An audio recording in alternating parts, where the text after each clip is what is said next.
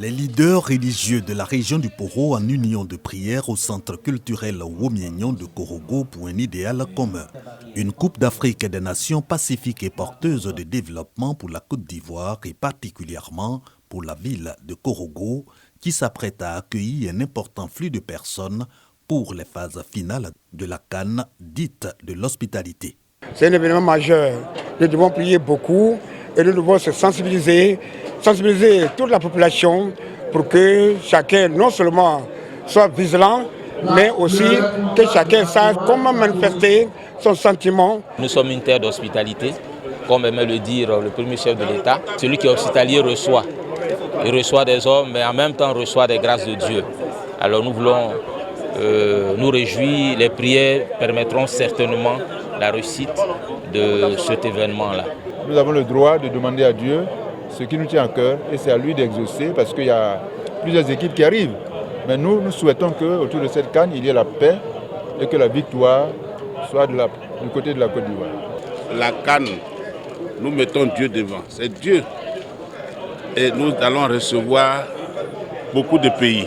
Donc, si l'État de Côte d'Ivoire essaie d'aider pour que nous prions, ça veut dire que la Côte d'Ivoire a la crainte de Dieu.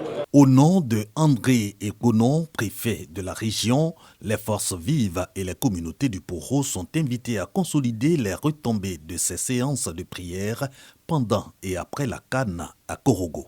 Les prières écuméniques de Korogo sont organisées dans le prolongement de celles convoquées à Abidjan par le Premier ministre Robert Begré-Mambé à l'initiative du président Alassane Ouattara pour la pacification et la réussite de la CAN 2023.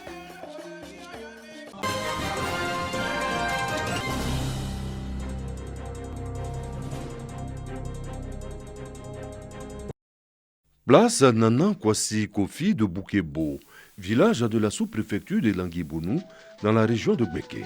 C'est ici que le gouvernement ivoirien lance la 28e édition de la campagne nationale de lutte contre les feux de brousse. 2 membres du gouvernement aux côtés des populations. Laurent Tchagba, ministre des Eaux et Forêts, et Jacques Assaouré Konan, ministre de l'Environnement, du Développement durable et de la Transition écologique. Tout doit être mis en œuvre pour préserver l'environnement. Jean-Claude Kwasi, ministre-gouverneur de la vallée du Bandama, en appelle à l'adhésion des populations.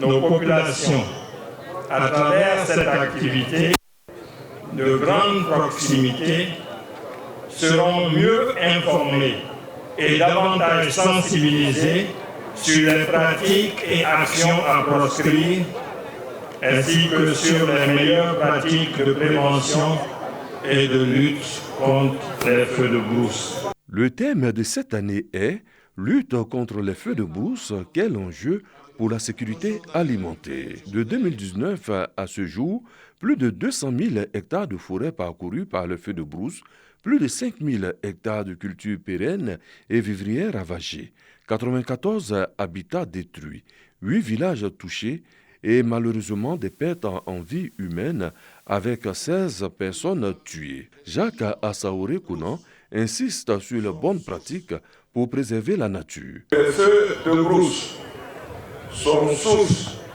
de beaucoup de dégâts et beaucoup de malheurs. Des dégâts humains, mais aussi des dégâts vis-à-vis de l'environnement. En 2024, des prévisions météorologiques portent à croire que la sécheresse va menacer la sécurité alimentaire. Il faudra éviter surtout d'en rajouter le feu. 2024 est particulière selon l'Organisation météorologique mondiale. Elle établit qu'il fera très chaud en Côte d'Ivoire. Ainsi, l'on devrait s'attendre à une rareté de pluie. Des sécheresses qui vont impacter la disponibilité de l'eau dans les barrages hydroélectriques et une augmentation de la température globale qui va accentuer le risque de feu de brousse. J'en appelle donc au civisme et à la responsabilité de tous. Motos, drones, des kits de lutte contre les feux de brousse ont été remis aux 700 comités de lutte existants dans les villages.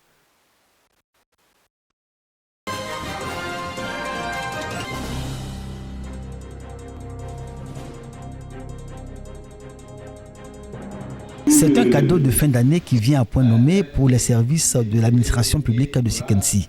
Des kits de bureau pour aider l'administration à toujours servir avec efficience et à demeurer performante. En ce début d'année 2024, où les budgets ne sont pas encore mis en place, le maire de Sikensi laisse découvrir un élan de générosité par sa contribution personnelle à accompagner tous les services publics de sa commune dans leur fonctionnement. Le contenu du kit est tel que ça va vraiment droit dans nos besoins. Parce qu'il est constitué de rames, nous en avons besoin, c'est notre matériel de travail. Il y a des stylos, il y a des marqueurs et il y a des chemises. C'est ce dont nous avons besoin pour travailler. Mais je demande aux autres cadres vraiment de nous venir en aide. Et Dieu seul sait, selon mes renseignements, Dieu seul sait qu'il y a beaucoup de cadres au niveau de Sikensi. Le maire, pour éviter que les services soient interrompus, mène cette action à l'endroit de tous les services du département. Ce matériel-là, pour moi, par exemple, le service de la construction que j'incarne, on va dire qu'il pourra m'aider au moins sur 2 mois. Ce sont au total 31 kits de bureau destinés à chacun des 31 services de l'administration publique que compte Sikensi.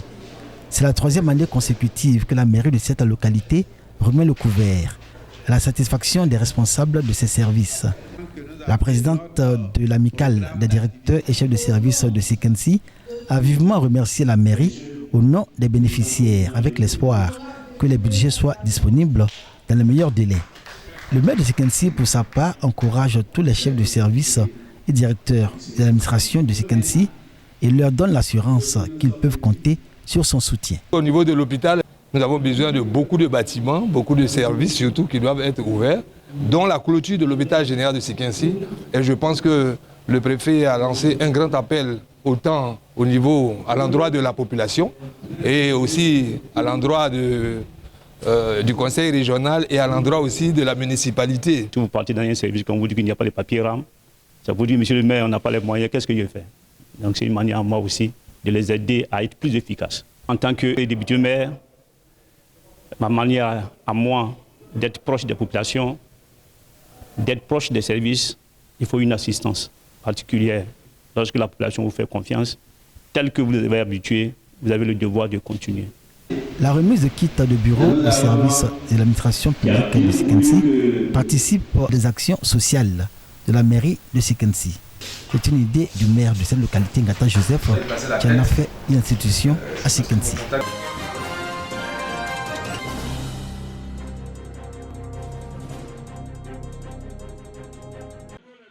48 organisations et groupements de femmes et de jeunes de la commune de Niélé, région du Tchologo, ont désormais une existence légale.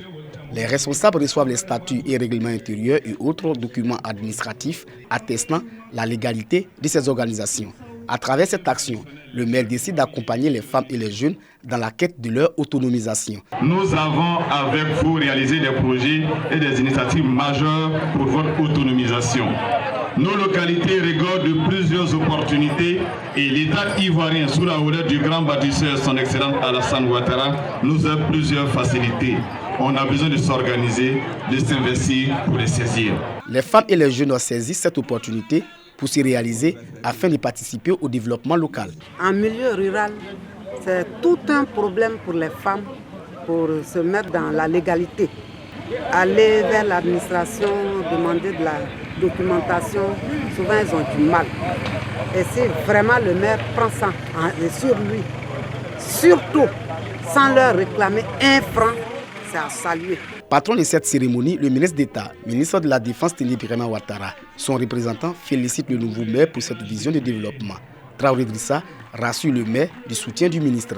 Monsieur le ministre voudrait vous rassurer, ton conseil et toi, de sa disponibilité à vous accompagner dans tous les efforts du développement que vous voudrez bien entreprendre durant votre mandat. Toujours dans l'élan de développement de la commune de Niélé, les comités socio-culturels, de salubrité et sportifs ont reçu des chèques pour leur fonctionnement. Le processus de légaliser les associations et groupements va s'étendre aux autres villages de la commune.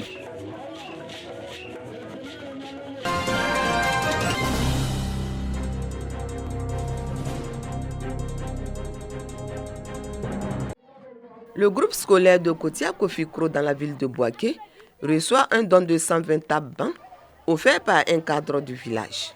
Par ce geste social, Jean-Marc Adepo veut accompagner l'éducation des tout-petits. Le corps éducatif se dit heureux de cet apport qui vient améliorer les conditions d'apprentissage des 1500 apprenants. Je suis un directeur très comblé. Il faut dire que nous avions en tout cas un problème criard de tables-bancs, mais aujourd'hui notre donateur vient en tout cas nous soulager un tant soit peu. Nous voudrons lui dire merci et merci que Dieu lui rende au centuple tout ce qu'il nous a donné ce matin. Il faut reconnaître que le besoin dans nos salles de classe est criard. Malgré l'effort énorme que le gouvernement fait, nous avons d'énormes besoins. Et si les cadres de chaque village, de chaque contrée de la Côte d'Ivoire pouvaient suivre l'exemple de M. Jean-Marc, nous allons rapidement atteindre l'objectif de l'école de qualité. Pour le donateur, cet engagement de soutenir l'école est un devoir. J'ai fréquenté aussi. Voilà, donc il a vu que non, il y a beaucoup de choses qui se passent à l'école. Bon, ils ne pouvaient pas rester là. Quand ils viennent chaque fois visiter l'école, ils sont tout le temps assis. C'est pour ça que je suis venu donner ce don. Le donateur entend multiplier son action pour la bonne marche de l'école à Kotia Kofikro.